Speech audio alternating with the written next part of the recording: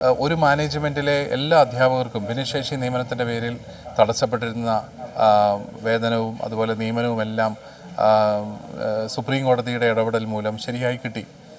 ആ വിധി ഇപ്പോൾ സുപ്രീം കോടതിയുടെ ഒരു വിധി സമാന സ്വഭാവമുള്ള എല്ലാ കേസുകൾക്കും ബാധകമാണെന്നുള്ളൊരു പൊതുതത്വമുണ്ട്. അതായത് ഓരോ പൗരനും നീതിക്ക് വേണ്ടി സുപ്രീം കോടതിയിലേക്ക് പോകേണ്ട കാര്യമില്ല. സുപ്രീം കോടതി ഒരു കേസിൽ നൽകിയ വിധി മറ്റെല്ലാ സമാന സ്വഭാവമുള്ള കേസുകൾക്കും ബാധകമാണ്. അത് മനസ്സിലാക്കി മറ്റുള്ള പോസ്റ്റുകളിലെ അധ്യാപകരുടെ വേതനം കൃത്യമായിട്ട് കൊടുക്കുകയും അവരുടെ നിയമനം അംഗീകരിക്കുകയും ചെയ്യുക എന്ന് പറയുന്നത് ആ അധ്യാപകരോടുള്ള ഒരു നീതി എന്നുള്ളതിനേക്കാളും കേരളത്തിലെ വിദ്യാർത്ഥികൾക്കുള്ള ഒരു വലിയ അവകാശമാണ്. വിദ്യാഭ്യാസ അവകാശമൊക്കെ നമ്മൾ പറയുമ്പോൾ ഇപ്രകാരം വേതനമില്ലാതെ അധ്യാപകർ പഠിപ്പിച്ചാൽ എങ്ങനെയാണ് വിദ്യാഭ്യാസ അവകാശം സാധാരണ പൗരന് ലഭിക്കുക എന്നുകൂടി നമ്മുടെ സർക്കാർ മനസ്സിലാക്കേണ്ടതുണ്ട്.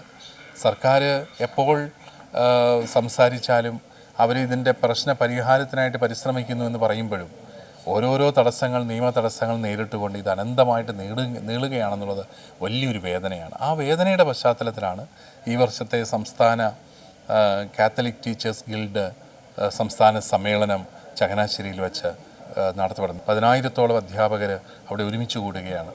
അവരിൽ വേതനം ലഭിക്കാത്ത ആയിരങ്ങളുണ്ട് എന്നുള്ളത് നമ്മളെ എല്ലാവരെയും വേദനിപ്പിക്കുന്ന ഒരു കാര്യവുമാണ്.